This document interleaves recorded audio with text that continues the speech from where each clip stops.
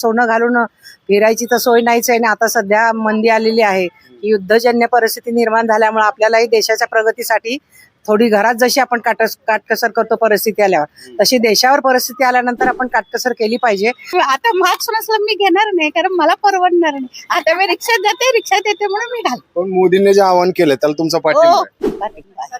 तुम्ही मगाशी म्हणाले की मी गरज पडली तर सोने देईन काय आपलं मोदी तर आपल्यासाठी एवढेच झटते, तर आपण का नाही त्यांना द्यायचं, सहकार्य का नाही करायचं? कारण ते जगाचे स्वामी म्हणलं तरी चालेल. आताच्या कलियुगामधले ते स्वामी आहेत जगाचे. मोदी. हा, आता सोनं इतकं महाग झालंय की घ्यायची सोयच नाही राहिलेली. पण आज जो त्यांनी सांगितलं मी 1 वर्षभर सोनं घेऊ नका, मग सगळे सुवर्ण दुकानं बंद पडून त्यांचे घर कुटुंब कशावर चालणार? माझ्या माझ्या मागच्या वर्षी गळ्यातनं 9 टोळं गेलेत. या सगळ्या माझ्या मैत्रिणी सोबत होत्या. आम्ही भजनाला चालवतो जंगली महाराज मंदिरात, आणि दुपारी 2 वाजता आम्ही मिळालं की नाही? खरोखरी सार्वजनिक वाहतूक एवढी आपल्याला सोय केली आहे. मेट्रो आहे, सार्वजनिक PMTP बसेस आहेत. कशासाठी तुम्ही प्रत्येकाने वेगळी व्हेकल काढायची?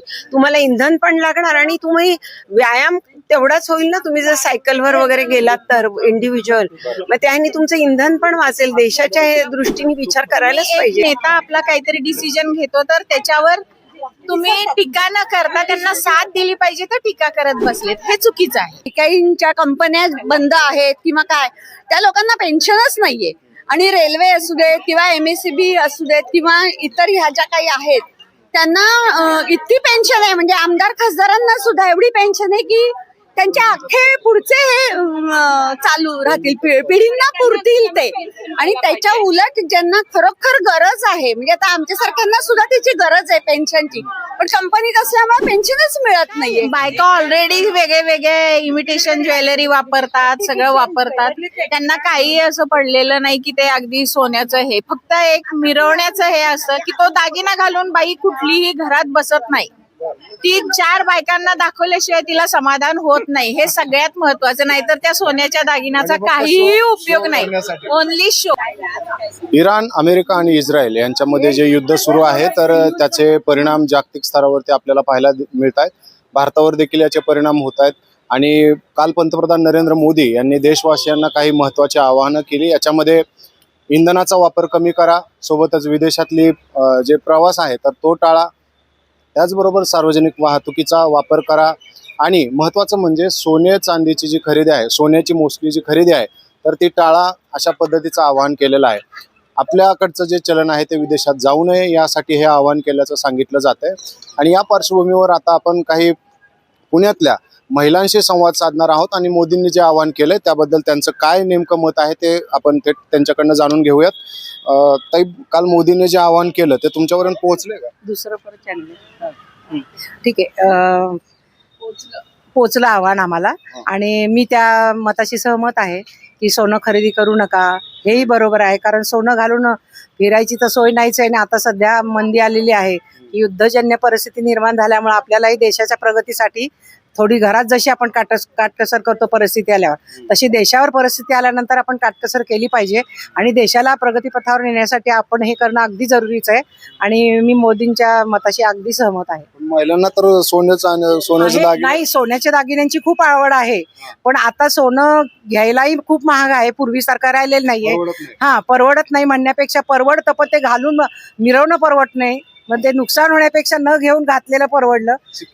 सिक्युरिटीचा विषय आहे. आणि शिवाय जीवावर पण येतं. काही काही वेळेला सोनं नाही मिळालं तर ते मारायलाही कमी नाही करत. चोर लोक इतके बेकार झालेत की त्यांना हत्या सुद्धा करायला प्रयत्न करतात. त्यामुळे अगदी न घातलेलं बरं. मी तर म्हणाले अगदी सुखासुखी जगा, आनंदाने जगा, जे आहे त्याच्यात समाधानी राहा, असं माझं मत आहे. काय तुमचा हा जो ग्रुप आहे तो काय ग्रुप आहे? आमचा नामदेव BC मंडळ, नामदेव महिला मंडळ आहे, पण त्याच्यामध्ये आम्ही BC पण दर महिन्याला घेत असतो. तर ते दर महिन्याला एक BC असते, आणि वर्षातून 4 कार्यक्रम असतात आमच्या महिला मंडळाचे. ते श्री संत नामदेव महिला मंडळ, शिवाजीनगर, पुणे. सौ उज्ज्वला नामदेव गाटे, अध्यक्ष. बरं. आणखी काही महिलांशी आपण संवाद साधूयात. ताई तुम्ही खूप सोनं घातलेलं दिसतंय.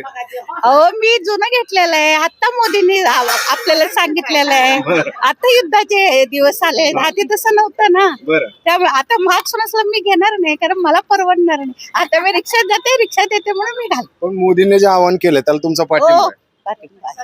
नक्कीच नक्कीच. सोन्याच्या बाबत काय परिस्थिती आहे सध्या? सोन्याचं ते नाही म्हणजे घेऊ शकत नाही आपण. बरं. आणि घालणं म्हणजे कसं आम्ही घेतलं म्हणून मी घालते, नाही तर मी पण नाही नसतं घातलं. आता आहे म्हणून मी घालते. मोदींना मी नक्कीच साथ देईन. पण आता अनेक जण जे आहेत आता ते सोनं टाळतील, त्याच्यामुळे देशाचा कसा फायदा होईल का याच्याबाबत तुमच्यापर्यंत माहिती पोहोचली? आपलं चलन वाचल, हा. सोनं म्हणजे राहील तिजोरीमध्ये, कारण बाहेर जाणार नाही ना. त्यामुळे मोदींना तो आधार आहे. सोनं हे मोदींना आधार. तुम्ही मगाशी म्हणाले की मी गरज पडली तर सोने. हो देईन काय आहे. आपल्या मोदी जर आपल्यासाठी एवढेच झटतात, आपण का नाही त्यांना द्यायचं, सहकार्य का नाही करायचं? बरं. कारण ते जगाचे स्वामी म्हणलं तरी चालेल. आत्ताच्या कलियुगामधले ते स्वामी आहेत जगाचे. मोदी हा. पण विरोधक तर टीका करतात म्हणे देशाची अहो, वाट हे लागली. बघा चांगलं असतं तिथं वाईट असतच ना. हा. देवाला शिव्या देतात, मग हे तर मानव आहे. मानव तर मानव बोलणारच ना, किती केलं तरी. सांगा. विरोधक खूप टीका करतायत करू दे कालपासून. करू दे. तुम्ही काय बघितलं? मोदी काय म्हणतात, 2.5 किलो ते रोज शिव्या खातात. बरं. 2.5 किलो 2.5 ते 3 किलो, मग त्यांना सवय पडलेली आहे. ते ऐकतात आणि पुढे चालतात. त्याशिवाय तुम्हाला किती द्यायचे त्या शिव्या? काय त्या तुम्हाला जी तुमचं- नीती किंवा जे नियम घालतात अर्थकारणात, राजकारणात, त्याच्यामुळे ज्यांना तोटा होतो, त्यांचे जे काही नियमावली आहे किंवा काय, त्याच्यामुळे जे ब्लॅक मनी किंवा काळा बाजार करणारे जे आहेत त्यांचं पितळ उघडं पडतं. त्यांना मग परत त्या मार्गाने जाता येत नाही. त्याच्यामुळे ते मोदींवर जास्त चिडून आहेत, कारण त्यांना त्यांच्या मताप्रमाणे त्यांना चालता येत नाही. मोदींचे काही आदर्श आहेत, त्यांचे काही सिद्धांत आहे, काही उसूल आहेत त्यांची, की असं. आणि ह्याशिवाय त्यांनी एवढं देशाला कुठे नेऊन ठेवलंय. अख्ख्या जगामध्ये भारताचा झेंडा लावलाय त्यांनी. एवढं आतापर्यंत एकाही राजकारण्याने जमलं नाही, एकाही पंतप्रधानाला जमलं नाही जे मोदींनी करून दाखवलंय.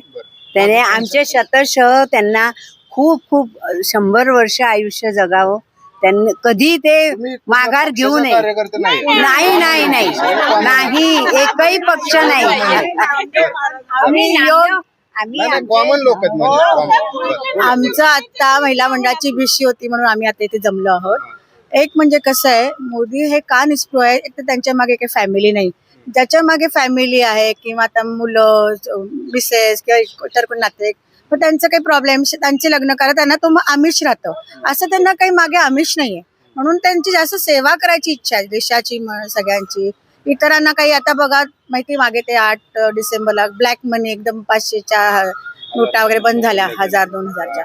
तर सगळ्यांना खूप त्रास झाला, आमच्यासारख्या लोकांना खूप त्रास झाला, कारण अचानक ते जाणार कुठे, ते वाया गेले लोकांचे पैसे. मग त्यावेळी त्रास झाला. मग आता झाला ना, पण ज्यांचा ब्लॅक पैसा काढायसाठी त्यांनी केलं, सगळ्यांनाच हेतू चांगला होता. पण आता तुम्हाला माहितीये का, सगळीकडे कॉम्प्युटराइज आहे, कुणाचंही तुमचं मनी असं दिसत नाही. आता अतिशहाण्या लोकांचं तर चाललेलं आहे, राजकारणी म्हणा किंवा इतर, की 2 नंबरचे वाल्यांचं, त्यांचा आपला विषय कमी नाही. झालाय पण भ्रष्टाचार खूप असं भ्रष्टाचार कमी झाला. एक तर कॉम्प्युटर लिंक ऑल ओव्हर इंडियात आहे. आणि तुमची कुठली बँकेत पहिला त्यांना KYC द्यायला लागतं, सगळं नंबर द्यायला लागतं, काय भरलं, कुठून आले पैसे, सगळं तुम्हाला डॉक्युमेंट द्यायला लागतात. त्यामुळे हा एक प्लस पॉइंटच आहे मोदीजींचा आपल्याला. आणि आता तुमचं वय जरा जास्त दिसतंय या सगळ्यांमध्ये. तर मला सांगा, सोन्याचं तुमच्या काळामध्ये कशा पद्धतीनं होतं, आता कसं झालंय? आता सोनं इतकं महाग झालंय की घ्यायची सोयच नाही राहिलेली. पण आज जो त्यांनी सांगितलं मी 1 वर्षभर सोनं घेऊ नका, मग सगळे सुवर्ण दुकानं बंद पडून त्यांचे घर कुटुंब कशावर चालणार? मग काय करायला पाहिजे? तरी प्रत्येकाने विचार करून, मग आता जे मोदींच्या मागे उभे राहिले त्यांनी सगळं सुवर्णकार लोकांनी किंवा आपल्यासारख्या लोकांनी, व्यापारी वर्गाने, आपले व्यापारी वर्ग संघटना मजबूत केली पाहिजे. आणि तो प्रयोग त्यांचा असेल तो, जरी सोनं घेऊ नका म्हणले तर सर्वसाधारण माणसांसाठी पण आहे, कारण मधल्या लोकांना तर इतका भाव वाढलाय की ते अशक्य आहे. तरी लग्न कार्यात थोडंफार द्यायला लागतं मुलीला म्हणून तरी घेतील, पण अति प्रमाणात घेणं अवघड आहे. आणि त्यातून आज म्हणणं नाही का रेट वाढल्यामुळे चोऱ्या माऱ्यांचं प्रमाण खूप झालं. कुठल्या मंगल तुम्हाला कार्यात सुरक्षित वाटत नाही ज्या वेळेला तुम्ही सोनं घालून जाता तेव्हा वाटत नाही? माझ्या स्वतःच माझ्या मागच्या वर्षी गळ्यातनं 9 तोळं गेलेत. या सगळ्या माझ्या मैत्रिणी सोबत होत्या. आम्ही भजनाला चाललो होतो जंगली महाराज मंदिरात आणि दुपारी 2 वाजता आम्ही मिळालं की नाही? नाही मिळालं. कंप्लेंट करून सांगा पोलिसांना, सांगा पोलिसांना सांगा. खूप फोन झाले. ते बडे म्हणून माझ्या बरोबर मी सहकार नगर जाते तिथपर्यंत आले. तिथून तुमच्या मागावर तो होता का चोरटा वगैरे. आमच्या समोर तो ढकलला धरलेला ढकलून गाडीवर गेला. रॉंग साईडने गेला. मी दिवसभर शिवाजीनगर पोलीस चौकीत होते. दिसतोय तो सगळा पण तरी फक्त तो रुमाल बांधल्यामुळे चेहरा दिसत होता. अख्खा दिवस मी रडून पोलीस रडत होते. माझ्या पुतण्याला बोलून घेतलं ना. आम्ही दोघं रात्री सकाळी आम्ही 1, 2, 2:30 पासून ते रात्री 7 पर्यंत पोलीस स्टेशन शिवाजीनगर पोलिसांनी सगळं बंद केलं. जंगली महाराज आमच्या सोबत असून लोकमत आमच्या शेजारी असून अजून मिळालं नाही. आणखी आपण काही महिलांशी संवाद साधूयात. बरं बरं बरं. हे जे सोन्याचे भाव वाढलाय ना, काळा पैसा बाहेर काढायला काढलेला आहे खरं. काय नेमकं काय विषय? आता एवढा भाव वाढवून ठेवलाय ना, हा. आता तो पैसा कसा निघणार बाहेर कसा सोन्याचा? येणार यातनं? मग असं काळा पैसा म्हणजे ज्यांची शक्यता ते घेणार, पण काळा पैसा खूप साठून आहे म्हणून सोन्याचा भाव वाढवून ठेवला मोदींनी. हो जे आहे ना राजकारणी लोक ते काढणारच ना पैसा बाहेर. कॅश आणतात ते हा, काळा पैसा. घेतात. आणि आता बघा मारवाडी लोक दुकानामध्ये एक भाव नाही ना, 70, 80 नी त्यांना काळा पैसा घेऊन सोनं देते. अच्छा, हा ही ह्याच्यासाठी चालू आहे. चालू आहे हे. बरं. बघा सोनं तुम्ही कुठे मिळते का ते? आता चालू झालेलं आहे. सोन्याबरोबरच प्रवास देखील कसा करावा मोदींनी सांगितलं. तर सार्वजनिक वाहतूक व्यवस्था जी आहे तर त्याचा वापर करायला सांगितलंय. सोबतच विदेशात टूरला जाऊ नका असं सांगितलंय. तुम्हाला काय वाटतं? हो अगदी बरोबर आहे ते की खरोखरी सार्वजनिक वाहतूक एवढी आपल्याला सोय केली आहे. मेट्रो आहे, सार्वजनिक PMTP बसेस आहेत. कशासाठी तुम्ही प्रत्येकाने वेगळी व्हेकल काढायची? तुम्हाला इंधन पण लागणार आणि तुम्ही व्यायाम तेवढाच होईल ना. तुम्ही जर सायकलवर वगैरे गेलात तर इंडिव्हिज्युअल, मग त्याने तुमचं इंधन पण वाचेल. देशाच्या दृष्टीने विचार करायलाच पाहिजे. वर्क फ्रॉम होम बाबत पण सांगितलं. आता ते ज्याच्या त्याच्या ह्याच्यानुसार आहे, म्हणजे कोणाला कितपत हे होईल. सोनं नाही घेतलं ना तसं काही नडणार नाही असं. काही चढणार नाही. महत्वाचं आपल्याला जे पोटापाण्याला लागतं ते महत्वाचं आहे ना. शेती आणि शेतकरी आणि भाजीपाला धान्य हे महत्वाचं आहे. सोन्या वाचून काय अडतंय का? मोदींनी जे आवाहन केलं त्याच्यावर विरोधक खूप टीका करतात. विरोधक का? त्यांना टीका करण्याशिवाय येतच नाही काही दुसरं. काहीच येत नाही. ते फक्त टीकाच करतात. विरोधकांकडे काय नीती धोरण काय नाही? अजिबात काही नाही. त्यांनी थोडा तरी विचार पण करायला पाहिजे ना. काहीतरी चांगल्यासाठीच सांगतायत ना. तो नको का विचार करायला? नाही, फक्त मोदींना विरोधच करायचा म्हणून त्यांनी तो करत असतात. खरोखरी म्हणजे असंच जाणवतं ती गोष्ट आम्हाला की तुमचं काय म्हणणं? काही नाही. आपला एक देशाचा पंतप्रधान आपल्या देश एवढं डेव्हलप करण्यासाठी प्रयत्न करतोय, तर बाकीच्या नेत्यांनी त्यांना जेवढी साथ द्यायला पाहिजे तर त्याच्या विरुद्ध ते बोलून टीका करतायत. त्यांना साथ जी द्यायला पाहिजे एक नेता म्हणून. आज तुम्ही सगळे राज्य करण्यासाठीच तिथं म्हणून आलेले आहात आणि तुम्ही एक नेता आपला काहीतरी डिसिजन घेतो तर त्याच्यावर तुम्ही टीका न करता त्यांना साथ दिली पाहिजे तर टीका करत बसलेत. हे चुकीचं आहे. पण आता सध्या सोन्याची स्थिती जी आहे तर त्याच्याबद्दल तुम्हाला काय वाटतं?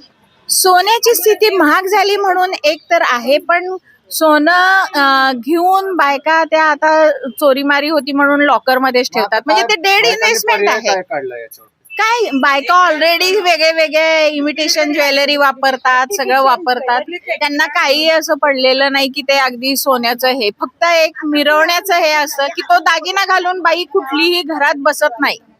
ती 4 बायकांना दाखवल्याशिवाय तिला समाधान होत नाही. हे सगळ्यात महत्वाचं. नाही तर त्या सोन्याच्या दागिन्याचा काहीही उपयोग नाही. Only show.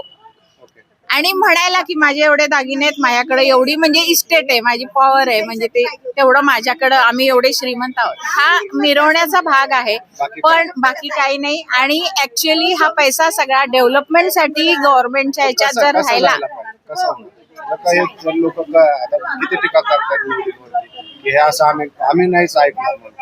आम्ही नाही ऐकणार. ते हट्टे लोक आहेत. त्यांना समजत नाही की आपण देशाचं नुकसान करतोय ह्याच्यामध्ये. देशाचं आपण नुकसान करतोय. आणि इंधनाचं म्हणा, वेळ आणि इंधन हे दोन्हीही वाया घालवतात. जर तुम्हाला वेळेचा पण सदुपयोग करायचा असेल आणि इंधन वाचवायचं असेल तर तुम्ही पब्लिक ट्रान्सपोर्ट हे वापरलंच पाहिजे. बरं, पण आता तुम्ही सगळे म्हणताय की आम्ही पब्लिक ट्रान्सपोर्ट यूज करू वगैरे सगळे म्हणताय तुम्ही, पण आता हे नेत्यांचे जर ताफे बघितले आपण 40-40 गाड्या असतात, मग त्यांनी काय करायला पाहिजे? त्यांना सगळं बंद करायला पाहिजे. काय करायला पाहिजे? बंद करायला पाहिजे. काय कसं बंद? गव्हर्नमेंट पेन्शन त्यांना त्यांना एवढी provide- मोठी आहे. पेन्शन पहिली बंद करायला पाहिजे. काही गरज आहे का त्यांना गव्हर्नमेंट पेन्शनची? प्रोव्हाइड करते, गव्हर्नमेंटला सांगायला काय- काय गरज काय- आहे? काय म्हणणं? मोदींची बरीच धोरणं चांगली आहेत. नाही, अहो, पण आता बघा ना तुम्ही कुठला नेता आला किती गाड्या आता आहेत. जे मोदी पैसे करतायत मिळतात ना, त्याचे त्यांना परिणाम पैसे पुढे मिळतात. 10-20 वर्षांना पुढच्या पिढीला जास्त लोकांना घेऊन फिरायचंच नाही. ठराविकच जण घ्यायचे, पण गाड्यांची संख्या मर्यादित करायची बरं. आणि एक पुढे आणि एक मागे जी त्यांची सिक्युरिटी असते तेवढ्याच फक्त. उगा 10-10, 15-15 गाड्या. आता ते मिसिंग लिंकच्या ह्याच्या सुद्धा केवढा ट्रॅफिक जाम झाला त्याच्यामुळे. बरोबर. तर कमीत कमी लोकांना घेऊन त्यांनी बाकीचं शक्य आहे सगळं. हा होऊ शकतं ना शक्य. त्यांचं- जास्त त्यांचा लोक जो- दिसली की त्यांना बरं वाटतं ना. जास्त लोक पाहिजेत त्यांच्या मागे. दोन्ही आहे ना. जास्त वाटतं? आपले आपली पॉवर जास्त आहे असं वाटतं ना त्यांना. दाखवा वाटतं, फिल्मी हा. स्टाईल. तसं मोदींचं नाहीये, असं मोदींचं पंतप्रधान म्हणून त्यांना हा, सिक्युरिटी ते आहे. आहेच आहे. पण आता जर बघितलं तर अनेक लोक असं म्हणतात की ठीक आहे आम्ही एका बाजूला बचत करू, पण ते ज्यांना आमदार खासदार आहेत ज्यांच्यावरती भ्रष्टाचाराचे आरोप आहेत, अगदी त्यांना सुद्धा पेन्शन अगदी शेवटपर्यंत असते, ती बंद करा म्हणतात. बरोबरच आहे, पण तर सर्वसामान्य जे आहेत म्हणजे काही काहींच्या कंपन्या बंद आहेत किंवा काय, त्या लोकांना पेन्शनच नाहीये. आणि रेल्वे असू देत किंवा MSEB असू देत किंवा इतर ह्या ज्या काही आहेत त्यांना इतकी पेन्शन आहे, म्हणजे आमदार खासदारांना सुद्धा एवढी पेन्शन आहे की त्यांच्या अख्खे पुढचे हे चालू राहतील, पिढींना पुरतील ते. आणि त्याच्या उलट ज्यांना खरोखर गरज आहे, म्हणजे आता आमच्यासारख्यांना सुद्धा त्याची गरज आहे पेन्शनची, पण कंपनीत असल्यामुळे पेन्शनच मिळत नाहीये. म्हणजे सर्वस्वी. आणि मुलं आजकालची IT मध्ये जातात, IT मध्ये आता त्यांना पगार दिसतोय, पण त्यांना पुढेही त्यांना पेन्शन नाहीच आहे, जॉब सिक्युरिटी नाहीये. त्यामुळे सर्व म्हणजे प्रॉपर सगळ्यांची पेन्शन बंद करावी, शिक्षकांची सुद्धा. कारण 7वं कमिशन 8वं कमिशन त्यांना चालूच राहणार. आणि मोदींनी ना खूप चांगली कामं केली. ते आले 12-15 वर्ष वगैरे, पण रामाचं मंदिर बांधलं हे खूप छान झालं. पण महागाई वाढली आहे, ते काय करायचं? महागाई आणि वाढली. तसे पगार पण वाढलेत ना. कोण असं हे नाहीये. ठीक आहे. तर आपण या सर्वसामान्य महिला आहेत, आपण त्यांच्याशी संवाद साधला आणि त्यांना मोदींनी जे केलेलं आव्हान आहे ते 100% पटलंय असं त्यांच्या सगळ्या ग्रुपचं म्हणणं आहे. आपण या विषयावरती आणखी देखील काही लोकांशी संवाद साधणार आहोत, त्यांच्या देखील प्रतिक्रिया जाणून घेणार आहोत. तो तसेच थांबूयात. धन्यवाद.